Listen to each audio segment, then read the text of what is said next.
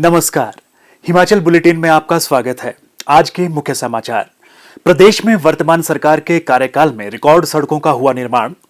सरकार द्वारा चलाई जा रही योजनाओं से आर्थिक रूप से सशक्त हो रहे किसान और बागवान। अब समाचार विस्तार से। अधोसंरचना विकास राज्य में विकास को गति प्रदान करने में अहम भूमिका निभाता है। सड़क अधोसंरचना को विकसित करने से विकास पर कई गुना प्रभाव पड़ता है। रेल व हवाई यातायात के सीमित साधनों के कारण हिमाचल में सड़कों का महत्व और भी बढ़ जाता है। इसीलिए राज्य सरकार हिमाचल में सड़क संपर्क को सुदृढ़ करने पर विशेष बल दे रही है। हिमाचल प्रदेश में कुल 40,020 किलोमीटर लंबी सड़कें हैं व राज्य सरकार द्वारा 10,591 गांवों को सड़क सुविधा से जोड़ा गया है तथा 2,278 पुल निर्मित किए गए हैं। राज्य सरकार ने केवल 4 वर्षों की अवधि में हिमाचल प्रदेश में 3,527 किलोमीटर वाहन योग्य सड़कें, 268 किलोमीटर जीप योग्य सड़कें और 268 पुलों का निर्माण किया है। ग्रामीण क्षेत्रों का विकास सुनिश्चित करने के लिए राज्य सरकार ने ग्राम पंचायतों का पुनर्गठन किया और नवनिर्मित पंचायतों में सड़क संपर्क प्रदान करने के उद्देश्य से हर संभव प्रयास किए जा रहे हैं। पंचायतों के पुनर्गठन से ग्राम पंचायतों की संख्या बढ़कर 3,615 हो गई है। इनमें से 3,556 पंचायतें सड़क से जुड़ी हैं व शेष 59 पंचायतों में से 20 पंचायतों को 2022-23 में सड़क से जोड़ा जाएगा।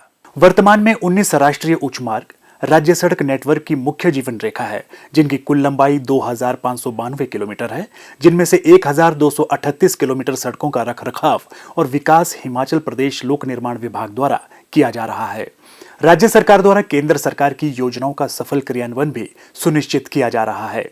प्रधानमंत्री ग्राम सड़क योजना के तहत 865 कार्य पूर्ण किए जा चुके हैं और 5,408 किलोमीटर सड़कों का निर्माण किया गया है। राज्य में ग्रामीण अधोसंरचना विकास निधि नाबार्ड के तहत 68 पुल तथा 498 किलोमीटर सड़कों का निर्माण किया गया है। केंद्रीय सड़क एवं अधोसंरचना निधि के तहत राज्य में 28 पुल निर्मित किए गए हैं तथा 65.8 किलोमीटर लंबी सड़कों का उन्नयन किया गया है। प्रधानमंत्री ग्राम सड़क योजना के सफल क्रियान्वयन के लिए राज्य सरकार को विभिन्न पुरस्कारों से पुरस्कृत भी किया गया है। वर्ष 2020 में केंद्रीय ग्रामीण विकास मंत्रालय ने प्रधानमंत्री ग्राम सड़क योजना के सफल क्रियान्वयन के लिए मंडी जिले को देश के सर्वश्रेष्ठ 30 जिलों में स्थान दिया, जबकि हिमाचल प्रदेश ने देश में दूसरा स्थान प्राप्त किया। जिला मंडी ने 2020-21 में प्रधानमंत्री ग्राम सड़क योजना के अंतर्गत सबसे अधिक लंबाई के सड़क निर्माण के लिए सर्वश्रेष्ठ स्थान प्राप्त किया।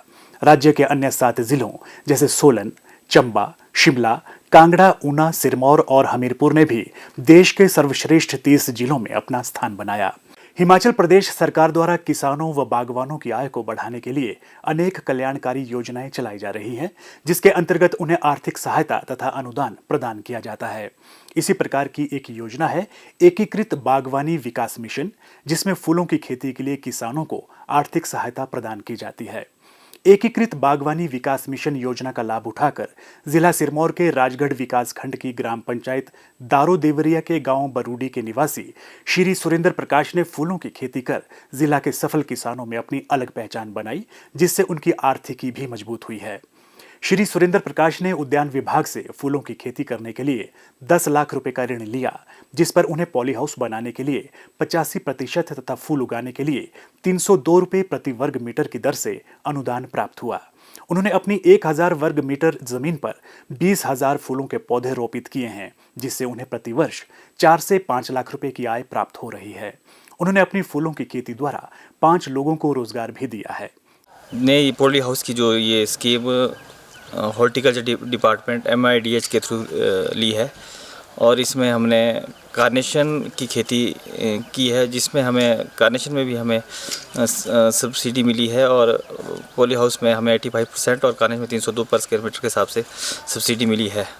साल की जो इसमें इनकम है वो 4 से 5 लाख रुपए सालाना इनकम है। कार्नेशन 1,000 स्क्वायर मीटर में हमारे 20,000 प्लांट लगता है और इसमें जो ड्रिप द्वारा सिंचाई की जाती है, जिससे हमें कम लगता है पानी भी। और ये जो कार्नेशन है ये हमारा चंडीगढ़ और गाजीपुर दिल्ली फूल मंडी में जाता है।